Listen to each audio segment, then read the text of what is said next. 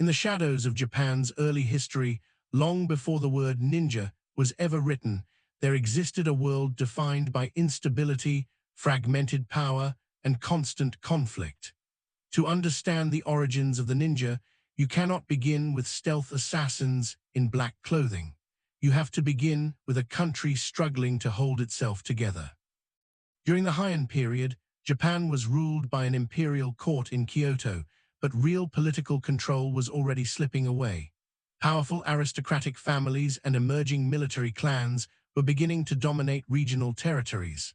Law was inconsistent, communication was slow, and central authority was often too weak to enforce peace outside the capital. In these conditions, warfare was not just common, it was expected. But war in early Japan was not yet the highly structured battlefield system it would later become. It was fragmented, personal, and often unpredictable.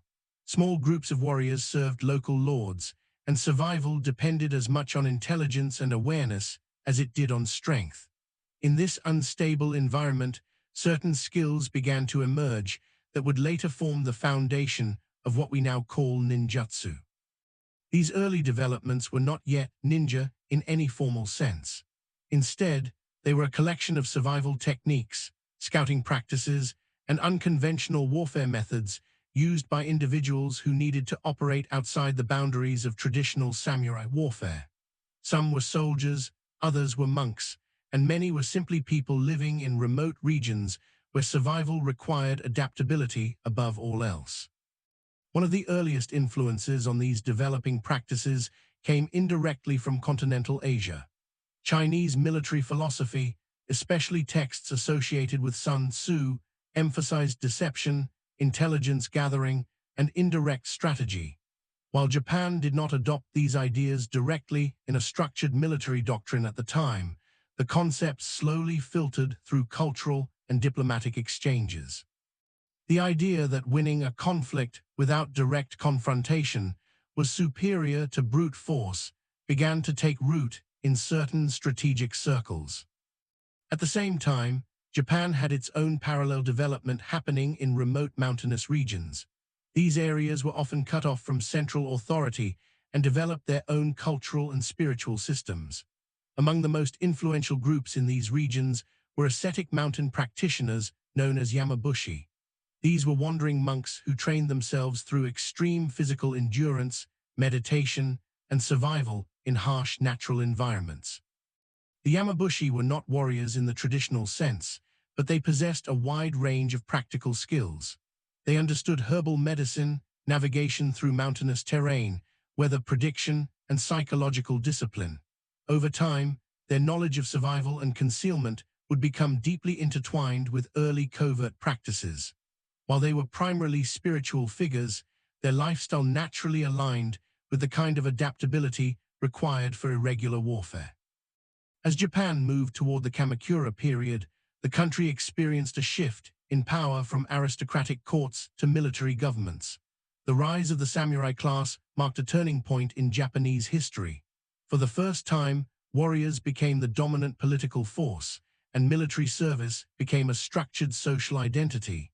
However, even within this more organized system, warfare remained chaotic and regionally diverse. Large-scale battles existed, but so did ambushes, raids, and intelligence operations. As conflicts between rival clans increased, it became clear that open battlefield strength alone was not enough to guarantee victory. Information about enemy movement, terrain, and strategy became just as valuable as swords and armor. This is where early forms of covert operations began to develop more clearly. In rural and mountainous regions, especially areas that were difficult for central authorities to control, local communities began to specialize in unconventional survival tactics. These regions were often overlooked by the major powers, which gave them a unique level of autonomy. People living in these areas developed methods for defending themselves that did not rely on traditional military formations. It is within this environment that the earliest recognizable forms of shinobi activity began to take shape. The word shinobi itself is derived from a concept meaning endurance, stealth, or concealment. Rather than describing a specific class of warrior, it referred to a method of operating, remaining unseen, gathering intelligence, and acting in ways that avoided direct confrontation whenever possible. Unlike samurai, whose identity was built around honor, visibility, and structured combat, these early operatives worked in secrecy. Their success depended on blending into their surroundings, observing without being noticed, and moving between enemy territories without detection. In many cases, they would disguise themselves as monks, merchants, or travelers, using social roles as tools for infiltration. One of the most significant regions where these practices developed was the mountainous area of Iga. Located far from major political centers, Iga was geographically isolated, which meant central governments struggled to maintain control over it. As a result, local families and communities developed their own defensive systems. Over time, these systems evolved into networks of clans that shared survival knowledge and irregular combat techniques. In Iga, these clans were not unified under a single leader, but were connected through alliances and shared interests. Families passed down knowledge through generations, including techniques for movement through difficult terrain, disguise, observation, and escape. These were not written doctrines at first, but practical knowledge learned through experience and necessity. A similar development occurred in the neighboring region of Koga. However, Koga's system was more decentralized. Instead of a few dominant families, there were many smaller groups, each specializing in different aspects of covert survival. Some focused on medicine and poisons, others on infiltration, and others on intelligence gathering. While Iga became known for its structured clan networks, Koga became known for flexibility and diversity of skills. At this stage in history, it is important to understand that there was no unified organization called ninjas. That concept would come much later. Instead, there were overlapping traditions of irregular warfare and survival expertise that varied by region and circumstance. The idea of a ninja as a standardized figure is a modern simplification of a much more complex reality. As conflicts continued to escalate toward the Sengoku period, Japan entered one of the most violent eras in its history. The country fractured into dozens of competing warlord domains, each fighting for survival and expansion. Battles were constant, alliances were temporary, and betrayal was common. In this environment, intelligence became one of the most valuable resources in warfare. It is during this time that shinobi activity becomes more clearly documented. Warlords began actively employing individuals skilled in espionage, sabotage, and infiltration. These operatives were used to gather information about enemy castles, troop movements, and supply lines. They were also used to spread misinformation, weaken morale, and create confusion within enemy ranks.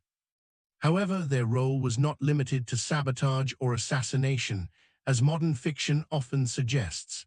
In reality, their most important function was reconnaissance. Knowing where the enemy was, how many forces they had, and what strategies they intended to use could determine the outcome of entire campaigns. In some cases, shinobi were also used to guide important figures safely through hostile territory. Their knowledge of terrain, secret routes, and safe houses made them invaluable in situations where traditional armies could not move safely. This combination of intelligence, navigation, and disguise made them uniquely suited for asymmetric warfare. As their importance grew, certain families and individuals became especially renowned for their skills. However, even then, their identities remained deliberately obscure. Secrecy was not just a tactic, it was a necessity. Exposure meant vulnerability, and vulnerability meant death in a world where political power shifted constantly. By the end of this early formation period, the foundations of what would later be called ninja practices were firmly established, but they were still not a unified identity. They were a collection of survival techniques shaped by geography, war, and necessity. This is where the story truly begins, not with legends, not with mythology, but with a fractured nation where survival required intelligence, adaptability, and the ability to disappear when necessary. As Japan moved deeper into the age of constant warfare, the scattered survival techniques and regional knowledge that had once existed independently began to take on a more structured form. What had started as necessity in isolated regions was now becoming a system, one that warlords could rely on, fear, and attempt to control. The transition into the Sengoku period marked a turning point. This was not just another era of conflict. It was a complete breakdown of national unity. The authority of the shogunate weakened, and regional daimyo rose in power, each fighting to expand their territory. Alliances formed and collapsed with little warning. Castles were built not just as symbols of power, but as defensive fortresses in a land where attack could come at any time. In this environment, information became as valuable as soldiers. Knowing the layout of an enemy's castle, the number of troops they commanded, or even the morale of their forces could determine the outcome of a campaign before a single battle was fought. This demand for intelligence transformed shinobi from scattered practitioners into organized networks. In the region of Iga, these networks became increasingly sophisticated. Families that had once operated independently began to cooperate more closely, forming alliances that allowed them to share information and coordinate efforts. These were not armies in the traditional sense, but they functioned as something equally powerful, a decentralized intelligence system. Certain families began to specialize further. Some focused on infiltration, mastering the art of entering enemy territory undetected. Others specialized in reconnaissance, observing movements and reporting back with precise detail. There were also those who focused on sabotage, using fire, tools, and timing to disrupt supply lines or damage critical infrastructure. The knowledge required for these roles was extensive. Shinobi needed to understand terrain, weather patterns, human behavior, and even social customs. Disguise was not simply about changing clothing. It required the ability to convincingly act as someone else, whether that meant adopting the mannerisms of a traveling monk, the speech patterns of a merchant, or the posture of a laborer. A single mistake could expose them.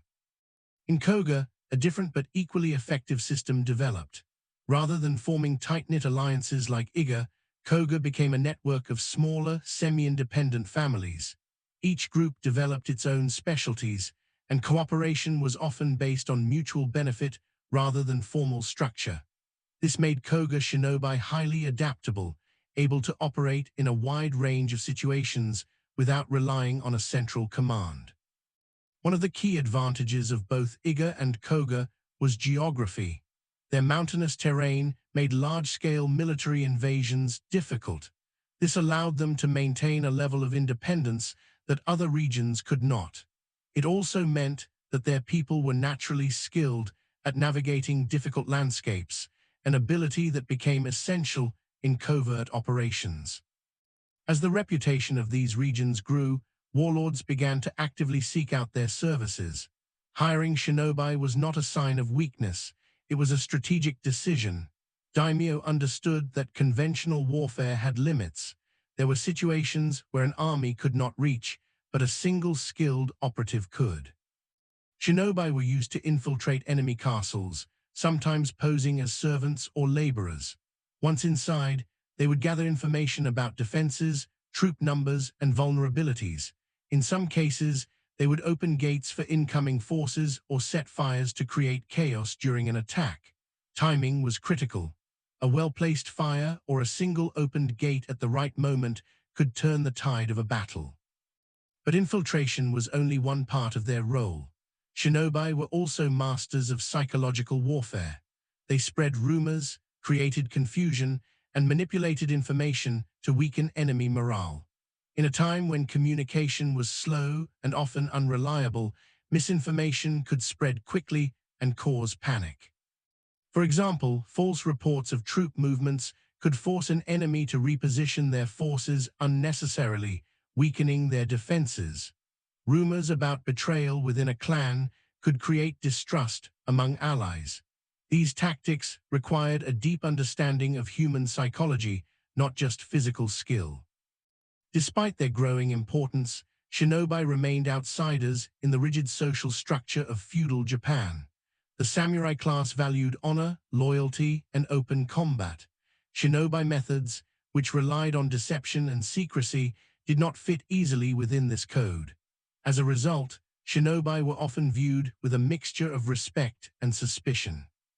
Some daimyo embraced their usefulness, integrating them into their strategies. Others distrusted them, seeing their methods as dishonorable or dangerous. This tension added another layer of complexity to their role. Shinobi had to navigate not only enemy territory, but also the politics of those who employed them. During this time, certain individuals began to gain recognition for their skills. However, unlike samurai heroes whose names were recorded in detail, shinobi identities were often deliberately obscured. Their effectiveness depended on anonymity. Fame could be a liability. Training during this period became more refined. Techniques were passed down within families, often in secret. Knowledge was not written openly, but transmitted through practice and oral instruction. This ensured that only trusted members had access to the full range of skills. These techniques included methods of silent movement, use of simple tools for climbing and entry, and strategies for escaping pursuit. They also included survival skills, such as finding food in the wild, treating injuries, and enduring extreme conditions. Shinobi were expected to operate alone or in small groups, often far from support. One of the most important developments during this period was the increasing use of coordinated operations. Rather than acting individually, groups of shinobi would sometimes work together to achieve complex objectives. This required communication, planning, and trust, all while maintaining secrecy. As their influence expanded, shinobi became deeply integrated into the fabric of Sengoku warfare. They were not the dominant force on the battlefield, but they shaped the conditions under which battles were fought. They influenced decisions, exposed weaknesses, and created opportunities that conventional forces could exploit. However, this growing influence also attracted attention. Powerful warlords began to see regions like Iga not just as sources of skilled operatives, but as potential threats. Their independence and specialized knowledge made them difficult to control. This would eventually lead to direct conflict. By the late Sengoku period, the relationship between shinobi regions and major warlords was becoming increasingly tense. What had once been a mutually beneficial arrangement was turning into a struggle for control. The same skills that made shinobi valuable also made them dangerous in the eyes of those who sought to unify Japan. This tension would soon erupt into some of the most significant events in ninja history, including large-scale campaigns against the Iga region and the scattering of its people across the country. These events would reshape the role of shinobi forever, forcing them to adapt once again to a changing world. As the Sengoku period reached its most violent and unstable phase, the role of shinobi expanded to its peak. This was no longer a time of scattered regional conflict. It was a nationwide struggle for dominance, where a handful of powerful warlords sought to unify Japan under their rule. In this environment, the value of intelligence, deception, and covert action became undeniable. Among the most ambitious and ruthless of these warlords was Oda Nobunaga. Nobunaga was not just a military leader, he was a revolutionary strategist who embraced new tactics, new weapons, and new ways of thinking about warfare. He understood the importance of information, but he also understood the danger posed by independent groups who possessed it. The regions of Iga and Koga, with their long traditions of autonomous shinobi activity, stood as both an asset and a threat. Their ability to operate independently made them valuable, but it also meant they were difficult to control. For a man like Nobunaga, who sought absolute dominance, this independence was unacceptable. Before direct conflict began, shinobi from these regions were actively involved across Japan. They served various daimyo, often switching allegiances based on survival and opportunity. Their missions during this time became increasingly complex. Infiltrating fortified castles required not only physical skill, but also detailed planning. Shinobi would spend days or even weeks studying routines, observing guard patterns, and identifying weaknesses. In some cases, they entered as laborers during construction, embedding themselves inside enemy strongholds long before any attack took place. In others, they traveled disguised as merchants, gathering information under the cover of trade. Every role they adopted was calculated, every movement deliberate. One of their most powerful tools was not physical at all, but psychological. Shinobi understood that fear could be just as destructive as fire or steel. By spreading rumors, staging small but visible acts of sabotage, or even leaving behind subtle signs of their presence, they could create a sense of paranoia within enemy ranks. Soldiers who feared unseen enemies were more likely to make mistakes. Despite their effectiveness, the independence of regions like Iga made them a target. In 1579, Nobunaga launched his first campaign against Iga. This initial invasion was not fully successful. The defenders, using their knowledge of terrain and unconventional tactics, resisted effectively. For a moment, it seemed that the decentralized strength of Iga could withstand even one of the most powerful armies in Japan. But Nobunaga was not a man who accepted failure easily. In 1581, he returned with overwhelming force in what is now known as the Tensho-Iga War. This was not a simple battle. It was a coordinated, large-scale invasion designed to crush resistance completely. Thousands of soldiers advanced into the mountainous region, attacking from multiple directions. The defenders of Iga fought back using every advantage they had: ambushes, hidden routes, and knowledge of the terrain. But against such overwhelming numbers, resistance could not last indefinitely. The campaign ended in devastation. Villages were destroyed, families were scattered, and the organized networks of Iga were effectively dismantled. For Shinobi history, this was a turning point. What had once been a strong, independent center of covert practice was now broken. However, this was not the end of Shinobi activity. It was a transformation. Survivors of Iga did what they had always done best: they adapted. Many fled to other regions, carrying their knowledge with them. Instead of operating as independent clans, they began to integrate into the service of powerful daimyo. Their skills were too valuable to disappear, even if their homeland had been destroyed. Around the same time, another major event reshaped the political landscape of Japan. In 1582, Oda Nobunaga was betrayed by one of his own generals, Akechi Mitsuhide, in what became known as the Honnojai Incident. Nobunaga was caught off guard and forced to take his own life as his temple burned. This sudden shift in power created chaos. Alliances were thrown into uncertainty, and the race to control Japan intensified. It was in this moment of instability that Shinobi once again proved their importance. One of the key figures who benefited from this was Tokugawa Ieyasu. At the time of Nobunaga's death, Ieyasu was in a vulnerable position, far from his home territory and surrounded by potential enemies. His survival depended on navigating hostile land quickly and safely. This is where Shinobi played a critical role. Guides familiar with secret routes and hidden paths helped Ieyasu escape danger and return to safety. Among those associated with this effort was Hattori Hanzo, a figure who would later become one of the most famous names connected to ninja history. Hanzo himself was a samurai, but he had strong ties to the Iga region and its shinobi traditions. Under his leadership, groups of former Iga operatives were organized into effective units that served Tokugawa. This marked a significant shift in how shinobi operated. They were no longer independent actors. They were becoming integrated into formal power structures. As the struggle for control of Japan continued, shinobi were used not just for espionage, but also for coordination between allied forces. Communication during this time was slow and dangerous. Messages could be intercepted, and messengers could be captured.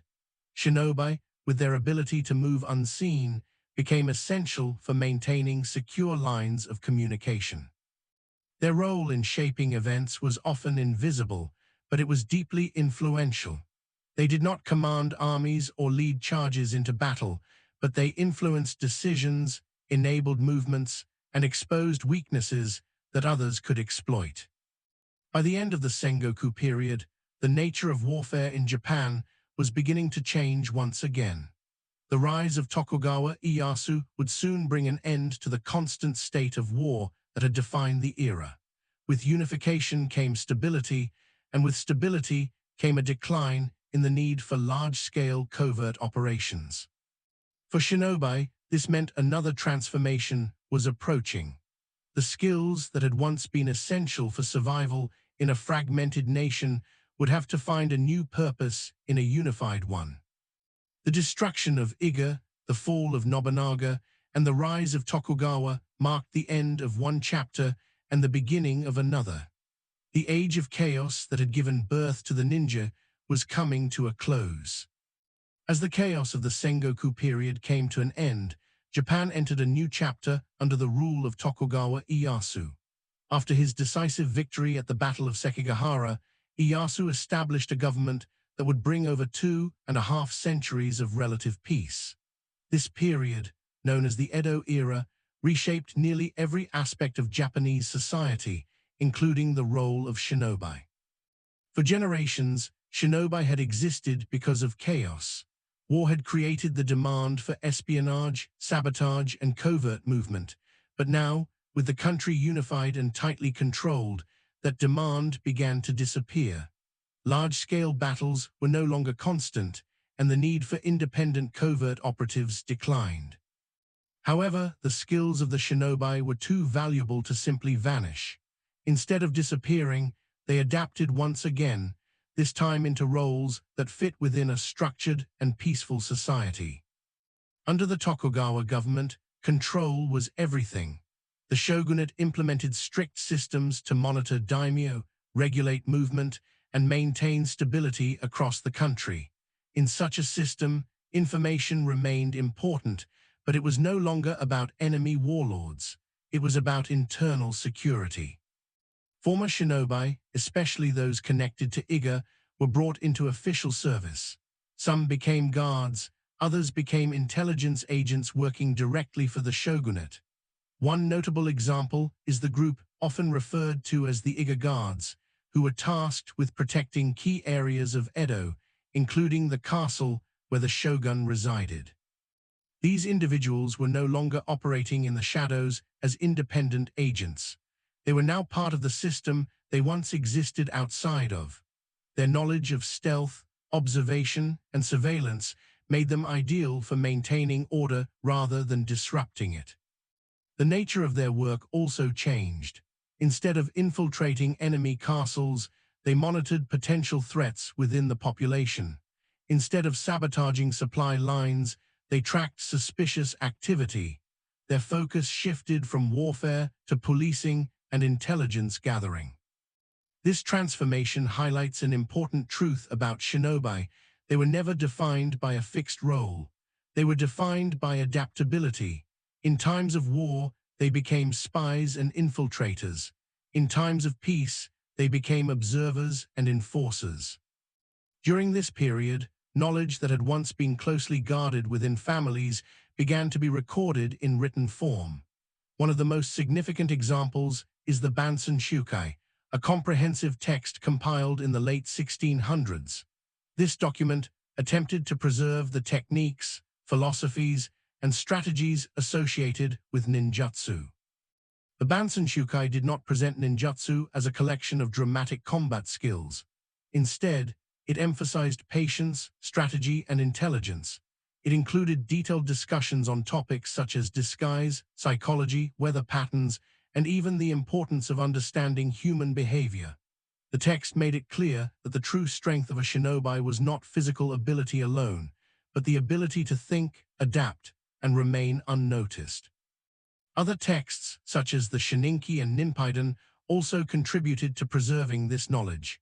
Together, these works form the foundation of what we know about historical ninjutsu today. However, even these documents were not widely distributed.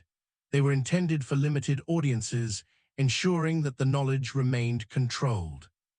At the same time, the image of the shinobi began to shift in the public imagination.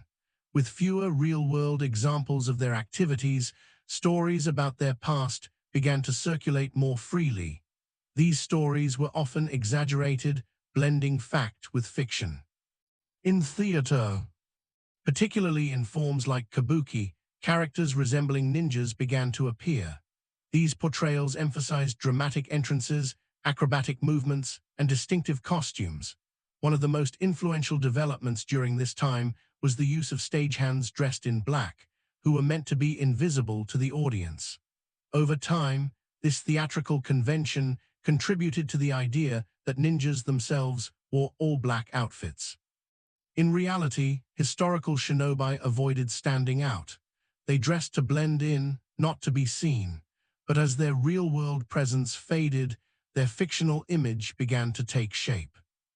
This shift from reality to legend was gradual but powerful. The less people saw of actual shinobi, the more space there was for imagination.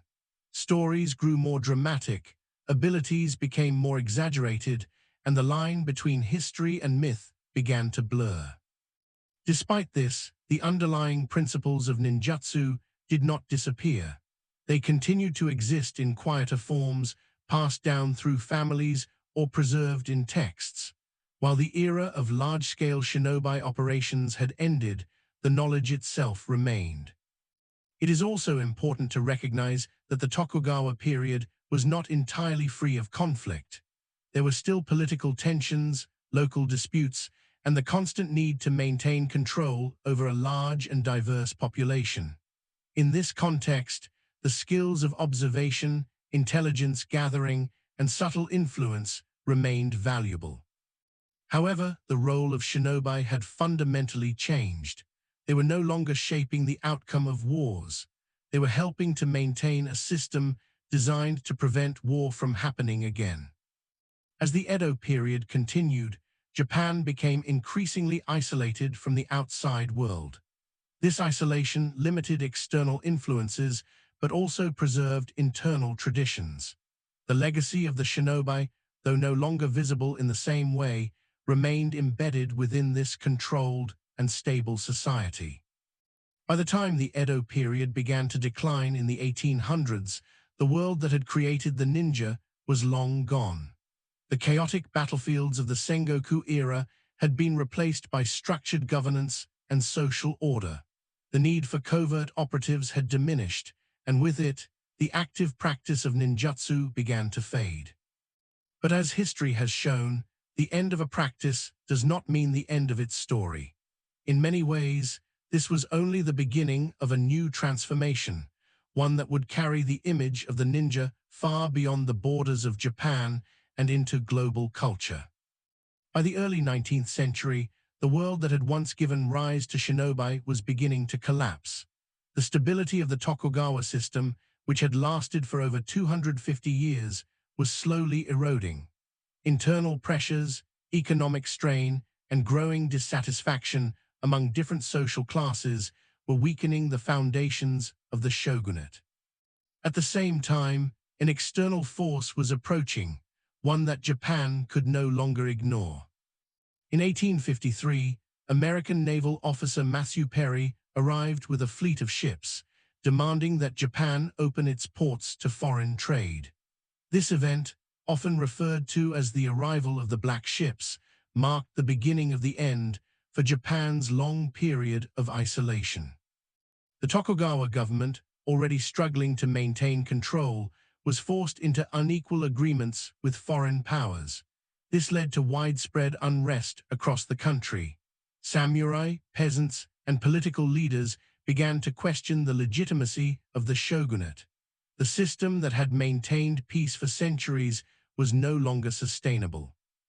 In 1868, This tension erupted into what is known as the Meiji Restoration. The Tokugawa shogunate was overthrown, and power was returned to the emperor. Japan began a rapid process of modernization, adopting Western technology, military systems, and political structures. This transformation was dramatic and immediate. The feudal system was dismantled, samurai lost their privileged status, castles were abandoned or repurposed. The entire structure of society was rebuilt in a matter of decades. For the remnants of shinobi traditions, this change was devastating. The roles that had once defined them, espionage in feudal warfare, covert operations between rival domains, no longer existed. Warfare itself was changing, becoming more industrialized and centralized. Intelligence gathering was now handled by modern institutions rather than small, independent groups. Many descendants of shinobi families were forced to adapt to entirely new ways of life. Some became farmers, others entered government service, and some moved into urban professions. The specialized knowledge that had once been essential for survival was no longer in demand. As a result, much of that knowledge was lost. Unlike samurai traditions, which were documented and celebrated, shinobi practices had always been secretive. Techniques were passed down privately, often within families. When those families were forced to abandon their roles, there was little incentive or ability to preserve that knowledge in a systematic way. However, not everything disappeared. Some aspects of ninjutsu survived in fragmented forms, preserved through texts, oral traditions, and small groups that continued to study and practice certain techniques. But these were no longer part of a larger system. They were remnants of a past that no longer existed. At the same time, something unexpected began to happen. As real shinobi faded from existence, their stories began to grow. During the late 19th and early 20th centuries, Japan experienced a cultural shift. As the country modernized, there was a growing interest in its past. Writers, artists, and performers began to revisit historical themes, drawing inspiration from earlier periods. In this process, the image of the ninja began to change. Without real-world examples to anchor them, stories about shinobi became more imaginative. Their abilities were exaggerated. Their roles were simplified. Instead of complex operatives skilled in intelligence and survival, they became mysterious figures defined by stealth and combat. This transformation accelerated with the rise of modern media. In literature, ninjas were portrayed as shadowy assassins capable of extraordinary feats. In theater, their movements became more dramatic, their appearances more distinctive. And as Japan entered the age of film, these portrayals reached even wider audiences. By the mid-20th century, the ninja had become a recognizable cultural icon. Films and television shows presented them as highly skilled fighters with almost supernatural abilities. They moved silently, disappeared into darkness, and defeated enemies with ease. While these portrayals were entertaining, they were far removed from historical reality. The practical, intelligence-focused role of the shinobi was replaced by a more action-oriented image. The emphasis shifted from strategy to combat, from patience to speed, from invisibility to spectacle. This new image did not stay within Japan. As Japanese media began to reach global audiences, the concept of the ninja spread around the world. Western films, comics, and later video games adopted and adapted the idea, often amplifying the more fantastical elements. By the late 20th century, the ninja had become a global phenomenon. Characters inspired by ninjas appeared in countless forms of entertainment. They were heroes, villains, and everything in between. Their weapons, clothing, and techniques became instantly recognizable, even to people with little knowledge of Japanese history. However, this global popularity came with a cost. The more the ninja was represented in fiction, the further it drifted from its historical origins. The real shinobi, those who had navigated complex political landscapes, gathered intelligence, and survived in one of the most unstable periods in Japanese history, were largely forgotten. In their place stood a simplified, exaggerated version shaped by entertainment. Despite this, interest in the historical reality of ninjas never fully disappeared. Historians, researchers, and enthusiasts continued to study original texts and records, attempting to separate fact from fiction. Their work has helped to restore a more accurate understanding of what shinobi truly were. They were not mythical assassins with supernatural powers. They were highly adaptable individuals who operated in a world defined by uncertainty. Their greatest strength was not their ability to fight, but their ability to observe, plan, and survive. As Japan continued to modernize and integrate into the global community, the legend of the ninja continued to evolve. It became a symbol not just of stealth, but of mystery, discipline, and adaptability. And in many ways, that symbol proved to be more enduring than the reality itself. By the time Japan had fully entered the modern era, the world that created the shinobi was long gone. The battlefields of the Sengoku period had been replaced by modern armies. The isolated mountain regions that once fostered independent networks were now connected by roads, railways, and centralized governance. The conditions that had made ninjas necessary no longer existed. And yet their story did not end. In fact, in many ways, it was just beginning. As the 20th century progressed, the image of the ninjas spread far beyond Japan, evolving into something entirely new. Films, television, and later video games transformed them into global icons. They were no longer tied to a specific place or time. They became symbols of stealth, mystery, discipline, and power. But as their popularity grew, so did the distance between myth and reality. The modern image of the ninja is instantly recognizable, dressed in black, moving silently across rooftops, armed with exotic weapons, and capable of disappearing at will. This version of the ninja is dramatic and exciting, but it is largely a creation of storytelling rather than history. The black outfit, for example, is often assumed to be historically accurate. In reality, it comes from theatrical traditions, where stagehands dressed in black were meant to be invisible to the audience. Over time, this visual idea became associated with ninjas themselves.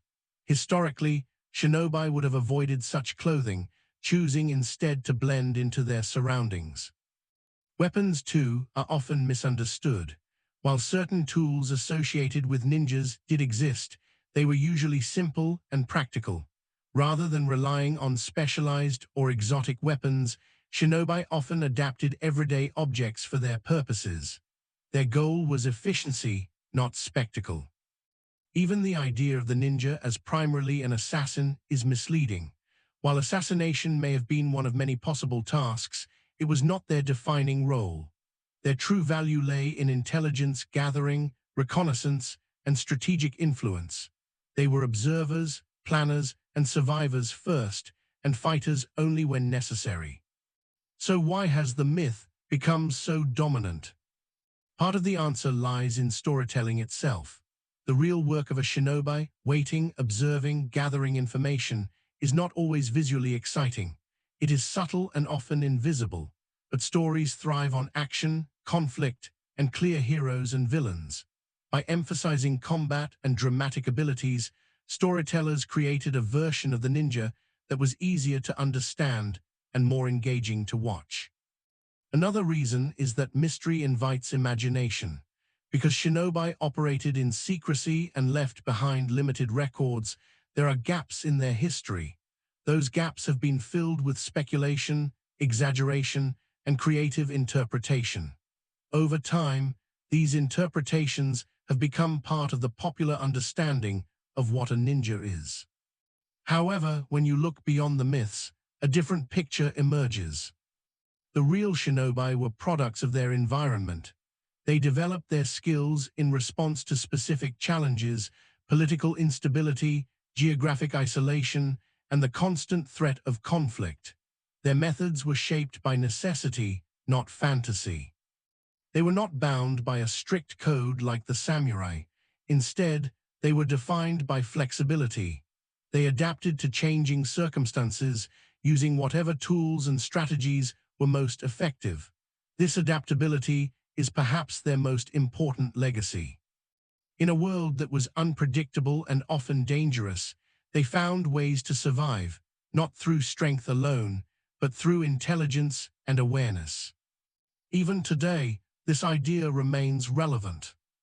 While the specific techniques of ninjutsu belong to a particular historical context, the underlying principles, observation, patience, adaptability, and strategic thinking are universal.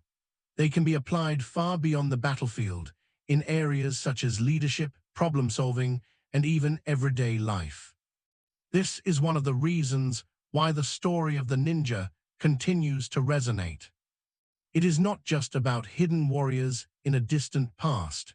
It is about the ability to navigate uncertainty, to remain aware in complex situations, and to act with precision when it matters most.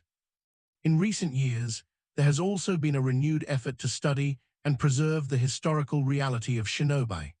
Researchers have examined original texts, archaeological evidence, and regional histories to better understand their role. Museums and cultural centers in regions like Iga have worked to present a more accurate picture, balancing myth with documented history. These efforts remind us that behind every legend, there is a foundation of truth. The ninja may no longer exist in the form they once did, but their influence remains, both in the stories we tell and in the lessons we can learn from them. From the mountains of Iga and Koga to the battlefields of the Sengoku period, from the structured peace of the Tokugawa era to the global stage of modern media, their journey has been one of constant transformation. They began as survivors in a fractured land, became essential players in a time of war, adapted to a world of peace, and ultimately evolved into one of the most enduring legends in human history. And perhaps that is the most fitting legacy of all.